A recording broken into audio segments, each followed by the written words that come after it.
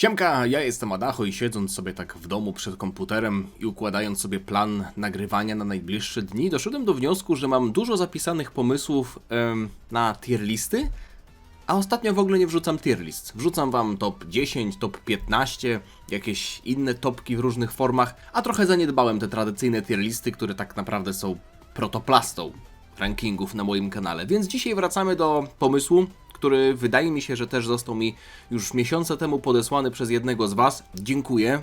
Tym razem to nie jest kwestia tego, że nie wiem, coś mi się przyśniło czy nie. To już było tak dawno temu, że zapomniałem, czy to był pomysł, na który wpadłem sam, czy wy mi go podesłaliście. Wydaje mi się, że wy mi go podesłaliście, bo jest dużo pomysłów, które podsyłacie, za co dziękuję.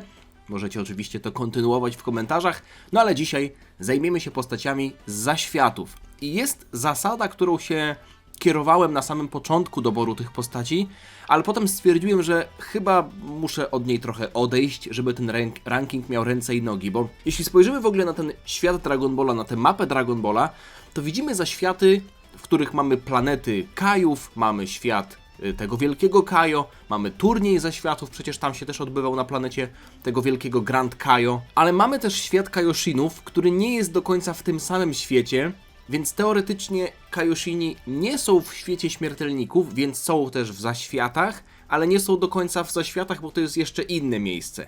Więc odpowiadając już teraz na wasze pytanie, nie wrzuciłem tutaj Kaioshinów, nie wrzuciłem tutaj Kibito, Shina, nie wrzuciłem Gołasu, bo tak naprawdę musiałbym wrzucić wszystkich Glindów wtedy, więc skupiłem się tylko na tych, których znamy, którzy są istotni dla fabuły z siódmego wszechświata głównie i starałem się na początku umieszczać tutaj postacie, które pochodzą z zaświatów, ale potem stwierdziłem, że byłoby szkoda olać ten turniej, na którym był Goku w zaświatach z Paikuhanem i tak dalej, więc zresztą zaraz zobaczycie. Chciałem to zrobić w miarę chronologicznie, jest to w miarę chronologicznie, ale nie do końca chronologicznie przedstawione, więc zaczniemy sobie od postaci, które mieliśmy w klasycznym Dragon Ballu i tak sobie będziemy szli przez Zetkę, Dragon Balla Super, Dragon Balla GT. Jeśli tutaj jakaś postać się nie pojawi, bo starałem się pamiętać o wszystkich, to możecie mi napisać w komentarzu, może dam wam jakąś erratę. Natomiast zaczynamy sobie od postaci, którą bardzo dobrze znacie i bardzo lubicie, jeśli lubicie doświadczone, niskie kobiety z krótkimi włosami, które mają czarujący uśmiech. Moja waifu, Fortune Teller Baba, jak to się mówi po angielsku, Baba Yaga, jak to było po polsku, Uranai Baba, jak to jest w oryginale, czyli po prostu Baba, siostra Roshiego. Ta postać, tak jak już powiedziałem, jest już z nami od klasycznego Dragon Balla. Jeśli chodzi o jej przeszłość, zresztą tak samo jak te rodzinne sprawy Roshiego, nie wiemy za dużo, wiemy jaka jest jej praca i to jest tak naprawdę postać, która nie pochodzi z zaświatów, ale jest tak ściśle z nimi związana, że stwierdziłem, że umieszczę ją w tym rankingu. Jest to postać na pewno ciekawa, która momentami stanowiła pewnego rodzaju comic relief, to się nazywa po angielsku, czyli takie jakiś rozluźniający akcent humorystyczny ta postać wprowadzała. Jest trochę marudna, jest wielką materialistką, więc jeśli miałbym oceniać tutaj jej charakter, to na pewno jest to swego rodzaju minus. Natomiast ja nie patrzę na to jako na coś absolutnie skreślającego, bo są postacie, przy których jedna wada charakteru sprawia, że postać jest nie do strawienia. W przypadku Baby jest tak, że wydaje mi się, że ona trochę to kontruje swoją aparycją. Jest małą, naprawdę bardzo małą kobietką, która sobie lewituje na szklanej kuli. Jak na swój wygląd jest dość komicznie ubrana, często towarzyszyła naszym bohaterom w ważnych momentach, chociażby też pomagała, kiedy Goku musiał na 24 godziny w Majin Busadze znaleźć się na ziemi, albo kiedy Frieza też był wskrzeszany na turniej mocy, w sensie wskrzeszany. Można powiedzieć z jednej strony, że taka jest jej robota, natomiast ja to doceniam. Ja to doceniam, bo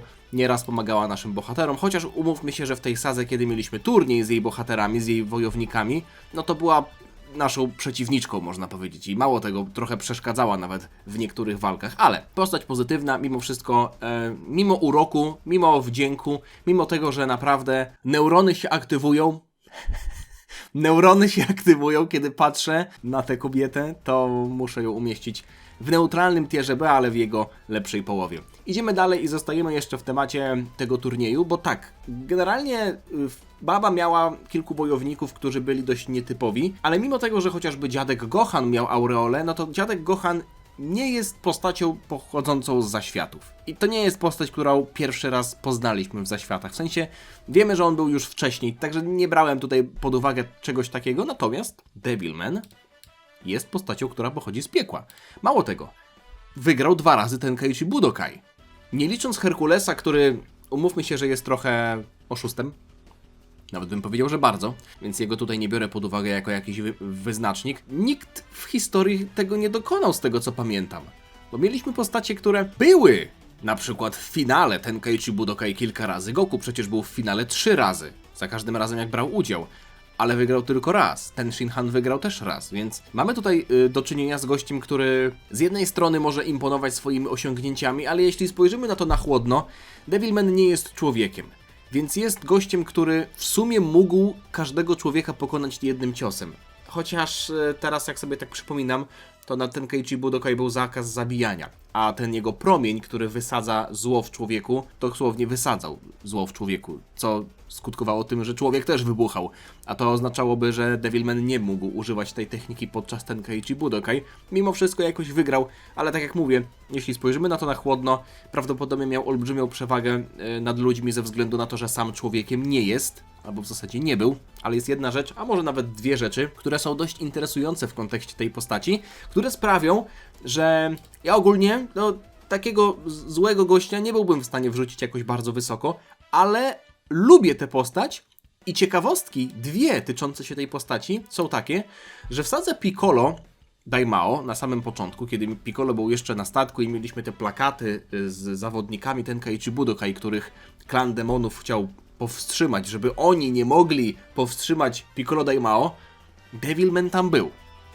Czyli chcecie mi powiedzieć, że Devilman jako człowiek, jako postać, która była praktycznie królem piekła, została przez Piccolo Daimao uznana za zbyt dobrego, żeby pozwolić mu przeżyć. Bo Devilman był też brany pod uwagę jako potencjalny przeciwnik Piccolo Daimao. Dla mnie to jest zdumiewające, ale wiecie co?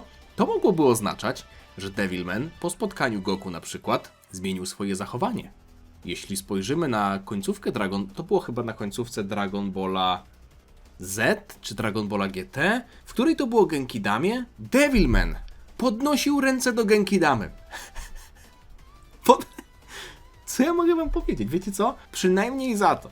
Gdzie jest mój kursor? Przynajmniej za to. No troszeczkę wyżej go dam. No nie mogę go dać aż tak nisko, ale to jest neutralny tier B. Król Yemma. Postać, którą dobrze znamy. Jest obecna w wielu sagach, w wielu seriach. Dość surowy, mimo wszystko wydaje mi się, że dobrze wykonuje swoją pracę. Sprawiedliwy. Na samym początku Dragon Balla Z jego siła mogła imponować, bo się dowiedzieliśmy, że spacyfikował Raditza, ale z perspektywy czasu to nie robi na nikim już żadnego wrażenia. Mało tego. Ciekawostki na temat Króla Yemmy pochodzące z Daizenshu, czyli przewodnika po świecie Dragon Balla wydanego przez Shueisha. Prawdopodobnie, a raczej na pewno nie Toriyama nie nadzorował prac nad tym poradnikiem, ale z Daizenshu 7, z tego co pamiętam, możemy się dowiedzieć, że po pierwsze, to jest mąż królowej tej wężowej, która też będzie w tym rankingu. To jest postać, która przebiegła drogę węża, to chyba nawet było w Dragon Ballu powiedziane, to niekoniecznie z Daizenshu musimy czerpać tę wiedzę, ale ta pierwsza rzecz właśnie jest ciekawa, że on przeżył pobyt w tym wężowym pałacu królowej wężowej i potem się pobrali, także to jest dość zabawne, ale nie bierzcie tego jako pewnik, po prostu to jest coś, co można znaleźć w tych przewodnikach, nie było tego w mandze. Mimo wszystko postać, którą szanuję. Nie jest to dla mnie postać jakoś szczególnie intrygująca. To jest taki znajomy, z którym jak się spotkam na ulicy, to powiem mu cześć, no ale nie będę tam z nim szczególnie długo gadał, ani nie zaproszę go do siebie do domu.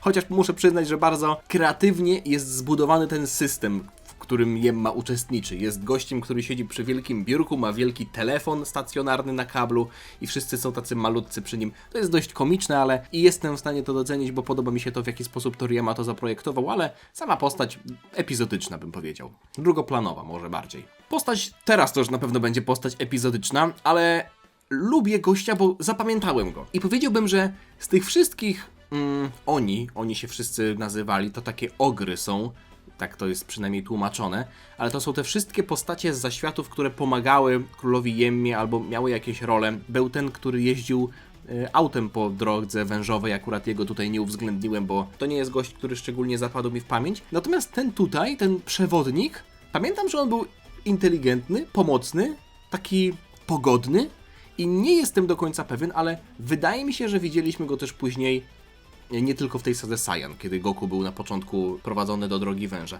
Myślę, że to jest postać, która po prostu zasługuje na szacunek. Ja go tutaj, przynajmniej jeśli wy go nie szanujecie, to ja tutaj go będę szanował za naszą całą grupę. Dużo czasu antenowego nie dostał, ale wykonał swoją robotę dobrze. Zyskał moją sympatię, to tyle. To jest ranking sympatii, przyzwyczajajcie się do tego. To nie jest ranking, w którym oceniam złożoność fabularną, design, chociaż też jest dość w porządku wyglądającym gościem, uczesany, pod krawatem, okularki wyczyszczone. Po prostu dba o siebie chłopak. Idziemy dalej. Dwóch durni z piekła, mamo, jakoś oni mieli krótkie imiona, na takie 3 literki, jakieś Zao i Mao, coś w tym stylu. Nie pamiętam, już teraz nie będę wymyślał, ale tych dwóch gości, którzy byli jednymi z głównych postaci, które towarzyszyły Goku w tym drobnym wątku filerowym, w sensie anime ekskluzywnym, podczas jego drogi na planetę północnego Kaio. Jestem fanem tego, jak został ten świat rozbudowany, bo w mandze nie mieliśmy tego wątku z piekłem, nie mieliśmy tego wątku, że jak się spadnie z drogi wężowej, to się wpada do tego miejsca. Mieliśmy tam też te skały, Goku musiał znaleźć jakieś tam drzwi prowadzące z powrotem na górę. To było ciekawe. Ze względu na to, że Toei w ten sposób trochę rozbudowało ten świat i żałuję, że nigdy ten wątek nie został jakoś szczególnie bardzo podchwycony, bo oczywiście mieliśmy też kwestię tego piekła dalej w Dragon Ballu Z, kiedy chociażby Paikuhan i Goku polecieli tam właśnie na dół pokonać Cella, albo kiedy wojownicy z Ginyu Force, po tym jak zostali pokonani przez naszych bohaterów, wpadli do tej czerwonej fontanny, albo chociażby kwestia na samym końcu Majin Buu sagi, kiedy mieliśmy wszystkich bohaterów w piekle oglądających walkę Goku i Buu. Mimo wszystko, szkoda, że to nigdy nie zostało jakoś rozwinięte. Podobnie bym powiedział, że to wygląda jak sprawa z Królestwem Demonów. Czyli Królestwo Demonów zostało być może napomknięte w mandze. Może nawet mieliśmy chwilę pokazaną walkę Gohana i Dabury, ale nigdy z tym Królestwem Demonów nic nie dostaliśmy. A to był akurat duży element tego świata, zwłaszcza biorąc pod uwagę, że był on widoczny na tej mapie, którą pokazałem wam na początku odcinka. To piekło to też jest taki element. Może nie jest aż tak duży, bo są tam postacie, które nadal mimo wszystko nie pochodzą z jakichś innych ras prawdopodobnie, w sensie z takich innych kompletnie, których nie znamy, ale można byłoby dorzucić tam jakieś wątki fabularne, które jakoś rozwinęłyby to miejsce. Mimo wszystko tak się rozgadałem na temat tych dwóch postaci, właśnie ze względu na to, że trochę dodały humoru i rozwinięcia świata. Umieszczam je w tierze A. Niskim, bo niskim, ale w tierze A. Princess Snake, czyli księżniczka wężowa. Na samym początku uważałem, że jest trochę podejrzana. Miałem rację, jak pierwszy raz oglądałem Dragon Balla Z, zwłaszcza w tej scenie, kiedy mieliśmy scenę z ruletką, prawda, albo jakieś tam inne tańce, wygibańce, to było dość podejrzane. To jest dosłownie uosobienie takiej złej kobiety.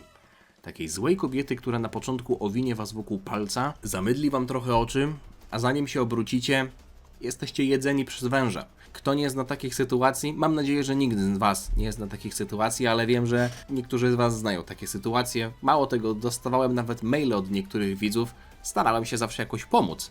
Od osób, które napotkały w swoim życiu właśnie taką księżniczkę wężową. Jeśli wiecie, o czym mówię. Okej, być może wątek ciekawy. Informacja pochodząca z Daizenshu jest to żona Jemmy, chociaż jeśli ona jest żoną Jemmy i sobie gdzieś tam żyje w pałacu i jakiegoś Goku tam przypadkowego podrywa, flirtuje z nim, dałbym ją nawet niżej, ale będzie zasłonięta przez kamerkę, także tier C. Idziemy dalej do mojego Goata, do mojego Giga Chada, do mojego ulubionego zwierzaka praktycznie z całego Dragon Balla Z, czyli Bubblesa.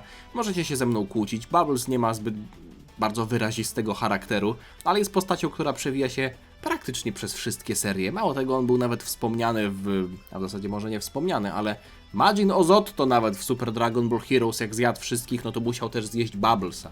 Więc Majin Ozotto zjadający Bubblesa, myślicie, że skąd on wziął tę moc? Zjadł Bubblesa i Grzesia.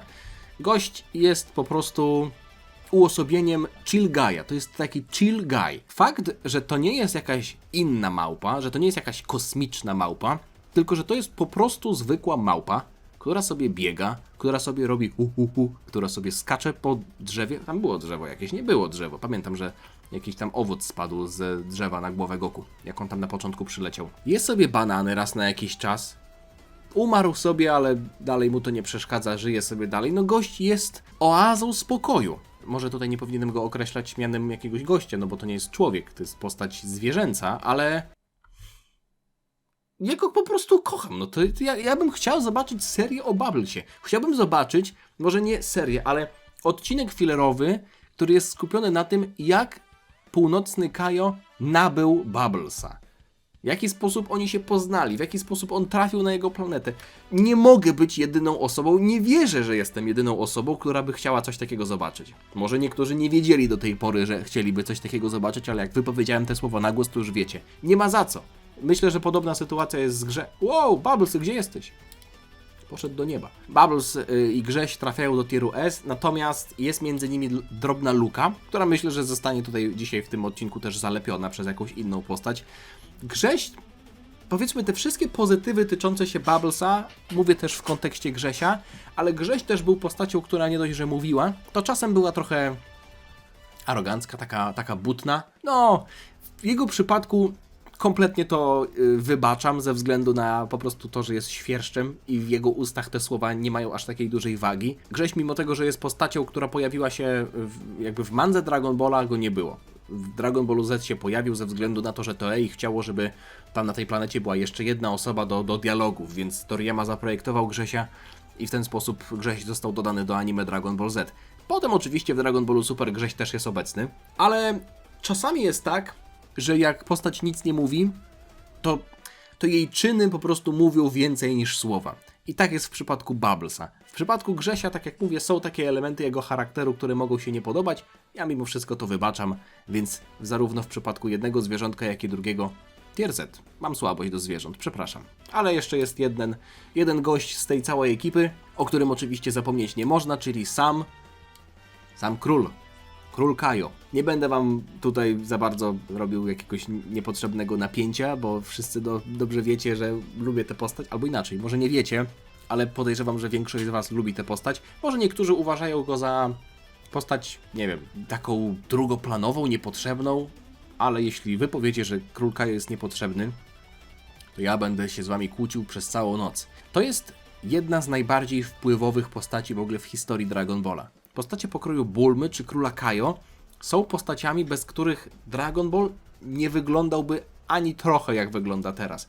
Jeśli spojrzymy chociażby na, nawet pomijam, chociaż nie chcę tego pomijać, ale tym razem pomijam jego charakter, jego zabawny design, jego humor.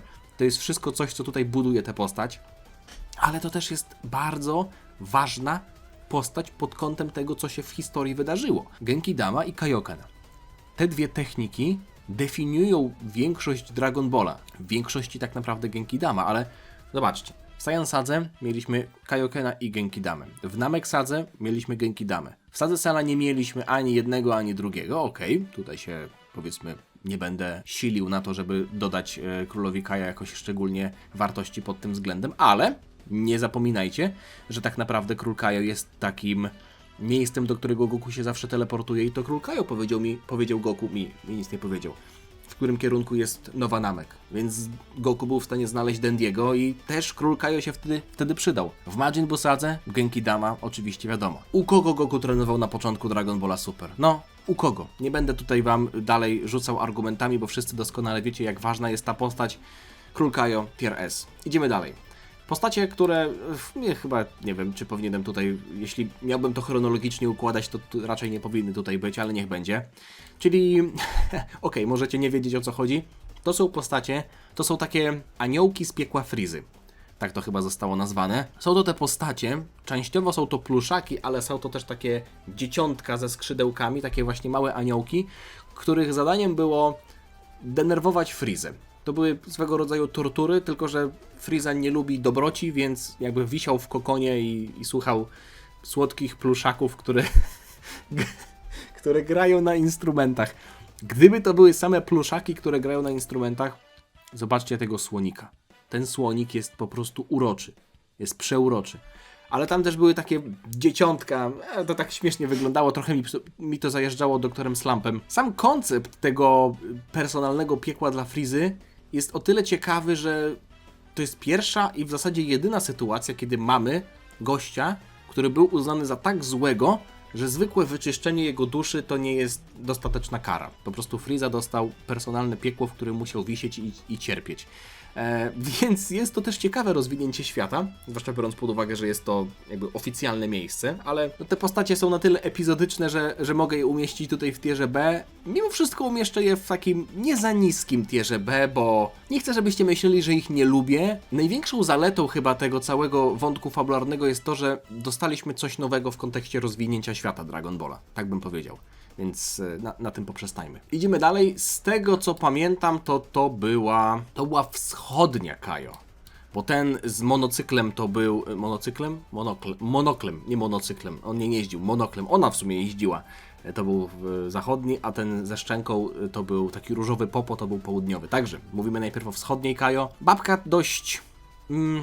nieznośna momentami, troszeczkę zarozumiała. Mimo wszystko był wątek z jej motocyklem, że ona jest fanką motoryzacji i lubi się ścigać, więc jest to ciekawy na pewno dodatek do jej charakteru. Nie jestem do końca fanem postaci, które są na początku dość wyszczekane, są dość zarozumiałe, a potem się okazuje, że same pielęgnują jakiś kompleks, albo same one nie są doskonałe. Rozumiecie, o co chodzi? Jeśli ktoś nie jest doskonały, ale nie wiem, nie próbuje mydlić innym oczu, że tak jest, tylko ma swego rodzaju pokorę i skromność, to na pewno jest to bardziej do przełknięcia. W przypadku tej babki, to jest kadr, o którym tutaj myślę, to co ona nosi na głowie, to jest peruka. Ja też się w życiu nasłuchałem komentarzy, albo naczytałem komentarzy, weź to zetnij, weź to zgól, to już nie ma co tam ratować.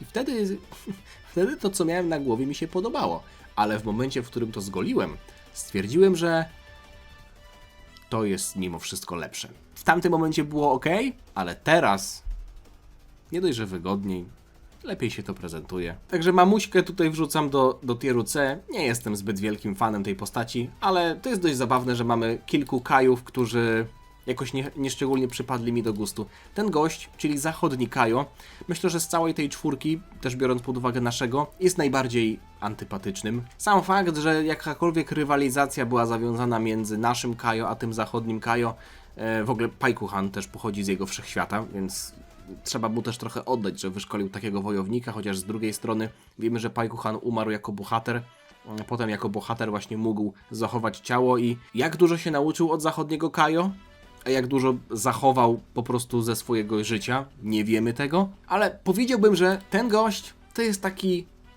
Kajo Pilaf. Podobnie wygląda, może nie aż tak samo, ale styl postaci to jest ta sama rodzina postaci, więc tylko, że Pilaf też jest trochę humorystycznym, tak jak powiedziałem, tym comic relief, jest takim humorystycznym akcentem i Pilaf też ma swoje zalety, ma swoje cechy, jest inteligentny, pomagał przy wehikule czasu.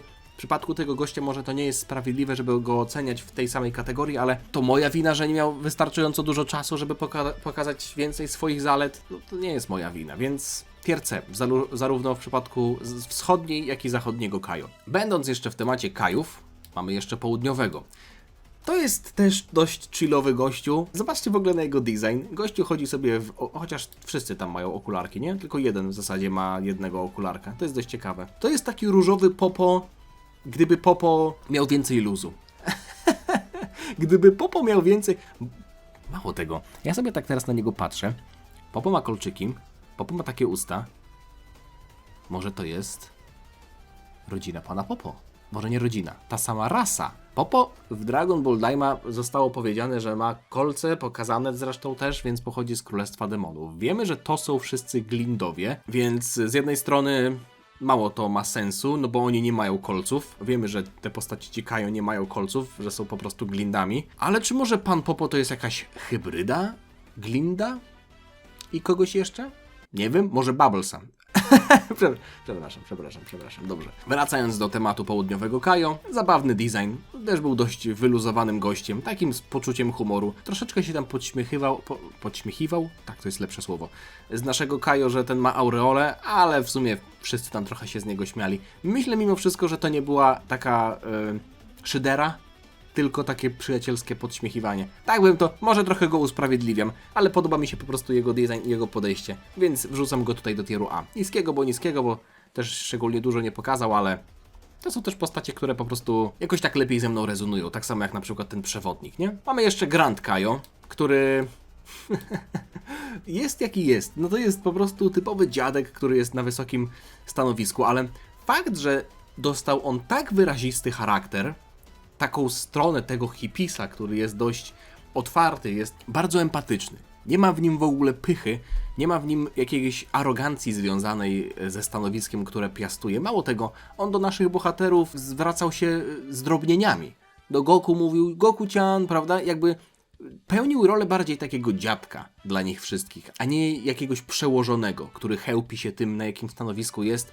Miał w nosie w ogóle te wszystkie zwroty grzecznościowe, zorganizował turniej, przecież gość jest po prostu prawie najlepszy. No mimo wszystko jego wpływ na fabułę to jest też dość ciekawe, bo myśmy go w mandze nie widzieli, natomiast został on wspomniany, więc jest on postacią kanoniczną, jeśli tak mogę tego słowa użyć. Został on wspomniany w sadze Majin Buu, kiedy Piccolo spotkał Shina i dowiedział się, że jest on Kaioshinem. Piccolo tam powiedział słowa, że wow, przecież mamy tych 4 Kaio i jeszcze jest nad nimi Grand Kaio i Shin jest jeszcze wyżej, czyli Grand Kaio został wspomniany, nie został pokazany, więc kto wie, może kiedyś się pokaże i będzie wyglądał inaczej, ale zazwyczaj w Dragon Ballu jest taka tendencja, że jak postać została gdzieś wspomniana, a potem się pokazuje, to ma taki sam design, żeby zachować jakąkolwiek spójność, więc Grand Kaio jest to w moich oczach postać jak najbardziej kanoniczna. Cieszę się, że go poznaliśmy, cieszę się, że go w tej sadze zobaczyliśmy. Mówię, te sagi filerowe momentami w Toei albo takie wątki filerowe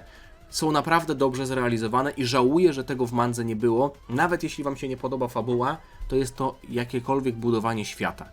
Także, za to też tutaj jestem w stanie tę postać docenić, ale mówię, ten charakter bardzo wyrazisty, bardzo pozytywny. Jestem fanem. Pozostając jeszcze w temacie turnieju zaświatów, jest kilka postaci, o których muszę wspomnieć. Mianowicie Paikuhan, postać, która jest zdecydowanie najważniejsza spośród tych wszystkich. Mało tego, jest też jednym z głównych protagonistów, może nie protagonistów, ale no, postaci pobocznych, takich deutagonistów filmu Fusion Reborn. Więc nie dość, że postać, którą mieliśmy w sadze filerowej, to jeszcze pojawiła się w dość znanym i popularnym filmie. Inteligentny wojownik, honorowy wojownik, ciekawe techniki. Powiedziałbym, że sam design postaci jest częściowo dość prosty, bo jego twarz nie wygląda jakoś imponująco, ale strój, to co kryje pod turbanem, myślę, że tutaj Paikuhan nie jest postacią nudną pod kątem designu. Mimo tego, że jest prostą postacią, to nie jest nudną. Chyba tutaj też w przypadku Paikuhana czyny mówią więcej niż słowa. To jego zachowanie, jego techniki, fakt, że też dał wycisk Goku podczas ich walki. Największym plusem Paikuhana jest to, co pokazał w filmie Fusion Reborn. Mieliśmy tam kwestię tego, że musiał obrażać Janembę, musiał mówić jakieś brzydkie słowa, z tego co pamiętam, żeby te kryształy na Pałacu Króla Jemmy pękały i dla Paikuhana to było trochę głupie, więc mieliśmy troszeczkę też wątek humorystyczny, z innej strony został Paikuhan pokazany, ale fakt, że pomagał Goku i Vegecie w walce z Janembą, żeby ci mogli się scalić. Honorowy, bohaterski, bardzo dobrze się wpisuje to w jego przeszłość, no bo przecież my wiemy, o czym też wspomniałem wcześniej w tym filmie, że Paikuhan jak jeszcze żył na swojej planecie, on umarł jako bohater i dzięki temu zachował ciało. I to widzimy też po jego śmierci, co jest niesamowite. Dlatego tier S. Tak, trafia on niżej niż Bubbles. Co zrobicie? Zrobicie mi coś w związku z tym? Teraz sobie tak myślę, że powinienem mimo wszystko go dać wyżej. Okej, zrobimy tak. Paikuhan wchodzi na miejsce Bubblesa, a Bubbles idzie jeszcze wyżej. Więc Paikuhan jest na miejscu Bubblesa, ale Bubbles uciekł przed nim. No bo Bubbles uciekał na początku przed Goku, nie? Goku musiał złapać Bubblesa, a potem uderzyć Grzesia młotkiem, żeby móc trenować. Także Bubbles uciekł przed Paikuhanem, bo taka jest jego małpia natura. Przepraszam, jeśli wam się to nie podoba. To nie ja to wymyśliłem. Podczas tego turnieju było sporo postaci, ja wam przeczytam tylko kilka imion i pokażę wam te postacie. Mieliśmy postać o imieniu Torbi, który wyglądał jak taki Duracell, bym powiedział. Mieliśmy postać o imieniu Gorilla, która była po prostu gorylem ze skrzydłami. Mieliśmy postać o imieniu Tapkar, mieliśmy Maraiko, mieliśmy Caterpie, mieliśmy Papoi. Chyba nie chcecie, żebym...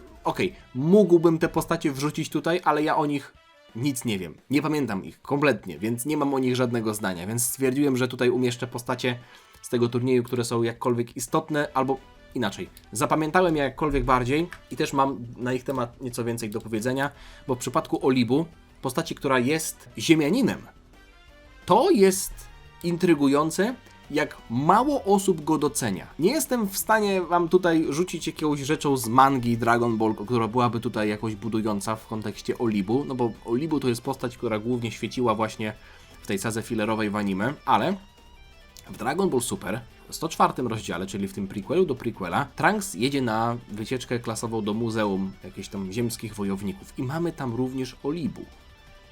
Jest on postacią, która jest znana, jest czczona, można byłoby powiedzieć, jest wysławiana, stawiane są mu pomniki i z tego, co przeczytałem, nie wiem, czy to też pochodziło z jakiejś Daisenshu i tak dalej, Olibu jest gościem, ku czci którego postawiono wieżę Karin. Jeśli to jest prawda, to naprawdę powinniśmy wszyscy Olibu szanować. No bo wiecie, on wygląda jak taki FIFA Rafa, Johnny Bravo, jakiś Herkules, jeden z drugim, ale taki prawdziwy Herkules, nie ten Dragon Ballowy Herkules. Ale gość jest legendą. To jest prawdziwa ziemska legenda. Więc ja nawet tutaj nie chcę oceniać jego umiejętności, no bo wiemy, Goku ma trochę przewagę, jeśli chodzi o bycie Saiyaninem i potem Super Saiyaninem i te wszystkie rzeczy, ale biorąc pod uwagę, z jakich czasów pochodzi Olibu i jak bardzo znaną postacią jest do dzisiaj na Ziemi, to jest prawdziwa legenda. Tier A. Musiałbym dowiedzieć się więcej na jego temat, żeby go wrzucić wyżej, ale imponuje mi jego historia po prostu. Okej, teraz troszeczkę zdenerwuję parę osób, ale Frog. Postać, która praktycznie za wiele nie pokazała. Frog nadymał się jak balon.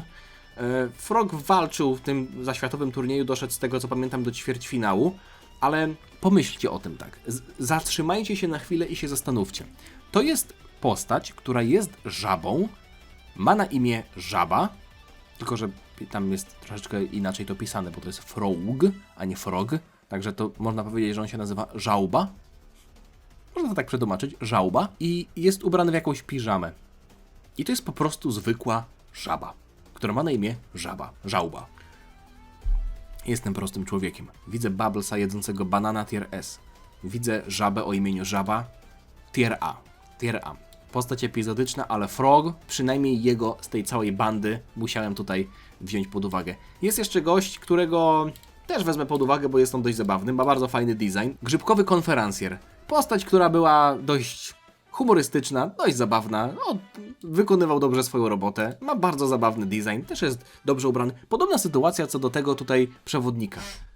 Dostał robotę i ją dobrze wykonuje. I czego chcieć więcej? Chociaż moim zdaniem jego robota jest łatwiejsza niż przewodnika i też nie mieliśmy go jakoś szczególnie dużo, bo z tego co pamiętam tego przewodnika mieliśmy kilka razy. I tak sobie myślę, że nie wrzucałbym go wyżej niż Króla Jemmy i Urana i Babę, ale dla mnie to jest pozytywny tier B. Po prostu fun guy, że tak powiem. Zresztą chyba nawet w Isaacu jest przecież transformacja, jak się weźmie dużo przedmiotów związanych z grzybami, to się transformujemy w takiego grzybowego człowieka. I tam jest podpis fun guy. I to jest właśnie taki fun guy, który też jest grzybem. No, co tu dużo mówić. Jeszcze nawiązanie do Isaaca, do mojej ulubionej gry. Co tu się dzieje w ogóle? Dobra, idziemy dalej. Przechodzimy do postaci, których w Dragon Ballu Mandze nie było, ale Janemba był w filmie. Także mówimy sobie teraz o Janembie.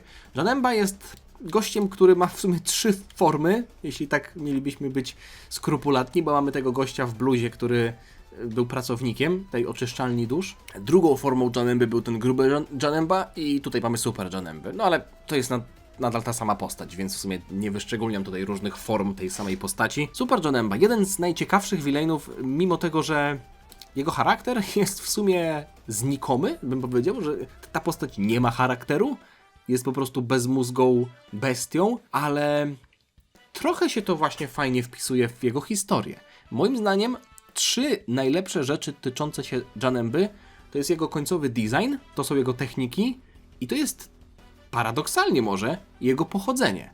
Bo jego pochodzenie też w pewnym stopniu rozbudowuje świat Dragon Balla. Czyli mamy tę całą oczyszczalnię dusz, no bo wiemy, że jeśli tam Król Jemma stwierdzi, że jakaś dusza idzie do oczyszczenia, no to ktoś to musi oczyścić, potem ta dusza jest czysta, bla bla bla. Mieliśmy tę całą kwestię z tego, że to zło wyciskane z tych dusz trafia do pojemnika, gość sobie słuchał na słuchawkach muzyki, więc nie dopilnował tego, to zło wybuchło i go opanowało. Więc z jednej strony moglibyśmy mieć postać, która jest zła do szpiku kości, ale jest rozumna, ale w sumie czy jest to aż takie głupie, że ten chłopak, który został opanowany przez zło wyciskane z niezliczonej ilości dusz, nie był w stanie się jakby opanować, że był po prostu uosobieniem chaotycznego zła, tak jak na przykład Kid Buu? mieliśmy tutaj jakąś paralelę, że tak powiem, między Janembą a Kid Buu. Obaj byli czystym złem i obaj byli chaotyczni. Więc w przypadku Janemby to jego pochodzenie też jest moim zdaniem zrozumiałe i byłoby dobrze też kiedyś zobaczyć, czy faktycznie ten mechanizm oczyszczenia dusz jest czymś, co możemy uznać za w cudzysłowie kanon, ale techniki Janemby, te klocki Lego, portale, różne rozciąganie naczyń, robienie sobie broni, bardzo, bardzo ciekawa postać. Moim zdaniem, czy byłoby warto wrzucać ją do kanonu, żeby ona wracała do Dragon Balla Super? Nie jest to konieczne. Okej, z jednej strony ona, tak jak mówię, trochę pokazuje nam świata, rozbudowuje nieco świat Dragon Balla, ale można byłoby ten świat rozbudować bez wprowadzania Janemby. Janemba jest gościem, który fajnie wyglądał, fajnie się zachowywał, znaczy inaczej, fajnie walczył, ale czy to jest konieczne, żeby w takiej formie wrzucać Janembę do Dragon Balla Super? Są postacie, które mogą fajnie wyglądać, fajnie walczyć i też mieć jakiś charakter, więc myślę, że Janemby nie warto recyklingować, ale jak kiedyś to się stanie i kiedyś będę musiał oglądać Janembę w nowej formie, ocenię dopiero jak to obejrzę, bo mam po prostu duży kredyt zaufania do tego pomysłu na postać, więc tier A. Idziemy dalej. Dwie postacie z Dragon Balla GT. W Dragon Ballu GT mieliśmy sagę Super 17, która też nawiązywała do zaświatów i tam dużo postaci wyleciało z zaświatów, ale to były postacie, które znaliśmy wcześniej z Dragon Balla. Nappa, Cooler i tak dalej, Sierżant, Metalik. Sam Dr. Mew przecież nie pochodził z zaświatów, ale była pewna postać, która powstała w zaświatach, powstała w piekle. Ma nawet w nazwie piekło. I sobie teraz tak myślę, bo nie myślałem o tym wcześniej, dodałem go dosłownie na ostatnią chwilę. Hellfighter 17. Czyli ten piekielny wojownik 17, czyli kopia 17 stworzona przez doktora Mew na bazie Androida 17. Jest to pomysł z potencjałem, no bo jeśli spojrzymy na to w taki sposób, że Mew spotkał Zero, czyli swego rodzaju twórcę 17. 17 oryginalnie był człowiekiem, ale umówmy się, że Zero ma na jego temat dużą wiedzę, więc mógł pomóc Mew stworzyć takiego gościa. Co sądzę o tym, co nastąpiło dalej, czyli że to powstanie 17 z piekła i złączenie jego z tym 17 stworzyło Super 17, no to już nie będę się w to zagłębiał, ale jest pewna rzecz, która mi się podoba akurat odnośnie tego wątku, że stworzenie 17 tego z piekła sprawiało, że 17, ten prawdziwy, który był już dobrym człowiekiem, pracował jako tam, prawda, obrońca przyrody, stworzenie tego 17 sprawiało, że on czuł jakieś połączenie z nim i te, powiedzmy, androidowe części w nim zaczynały się budzić i zaczynały przyćmiewać mu zmysły. Więc 17, mimo tego, że był już dobry, to nadal miał w sobie te części, które mogły rezonować z drugim 17. I powstanie właśnie Hellfightera przez to, moim zdaniem, było uzasadnione. Cała saga, nawet o tym nagrywałem niedawno, w zeszłym roku film, bo GT sobie obejrzałem po latach po raz kolejny. Sam pomysł na zrobienie drugiej 17, no nie wiem, kurde, jakby tutaj to ocenić. Są plusy, są minusy tego pomysłu. Okej, niech będzie. Wrzucam go do tieru B, do takiego środkowego, więc tutaj te pluszaki i Devilmana troszeczkę przesunę. Także tak to będzie wyglądać. No i przechodzimy do ostatniej postaci. Jak się możecie domyślać, tier D nie został pusty, nie został tutaj wrzucony bez powodu. Ta postać trafia do tieru D. Jedna z niepotrzebnych może, irytujących postaci. Ten wątek też był dość drażniący, mimo tego, że można było tam dostrzec pewnego rodzaju humor. To jest postać, która była odpowiedzialna za te tortury Goku. Jak Goku trafił do piekła w sadze Super 17, to ta babcia Enma, ona też się chyba nazywała Enma, ale w jednej wersji językowej, czyli podobnie w sumie jak Enma Daiono, nie? Czyli Król Jemma. Czasem w przypadku takich postaci używam stwierdzenia, że pełniła niewdzięczną rolę, ale tak jest w sumie w tym przypadku, bo mamy tutaj postać, która zwiodła Goku, sprawiła, że cierpiał, torturowała go przez wiele różnych razy, nawet gilgała go, to było być może trochę zabawne, ale na samym końcu nawet nie była w stanie utrzymać go w piekle, bo Goku ją przechytrzył. Goku swoją inteligencją ją przechytrzył, także z jednej strony też wątek, który być może trochę rozbudował świat, ale on moim zdaniem nie rozbudował świata w ciekawy sposób, no bo zobaczyliśmy tylko jakąś babcię, która jest w piekle i sobie Goku torturuje na różne sposoby. No to trochę inaczej niż na przykład ci tutaj ogrzy, którzy są strażnikami tego piekła, więc oni mimo tego, że są jakimiś tam na pierwszy rzut oka złymi postaciami, to próbują utrzymać tam porządek, więc jest tam jakaś hierarchia, a tutaj mamy po prostu różową babcię, która torturuje Goku, a w sumie takiej się nic nie udało, bo Goku oswobodził się z tych więzów, więc tyle, jeśli chodzi o dzisiejszy odcinek. Mam nadzieję, że Wam się podobało. Dajcie znać, która z tych postaci jest Waszą ulubioną. Być może o jakiejś zapomniałem. Jeśli tak, czekam na Wasze komentarze. Zostawcie lajka, zostawcie suba. Dajcie znać, o jakim temacie chcielibyście zobaczyć tier listę, bo mam pomysłów dużo zapisanych, ale być może jest jakiś taki bieżący albo nowy, który dopiero mi podsuniecie. Dzięki za dotrwanie do tego momentu. Dziękuję za całą aktywność. Miłego dnia Wam życzę. Trzymajcie się. Na razie. Cześć. Dziana.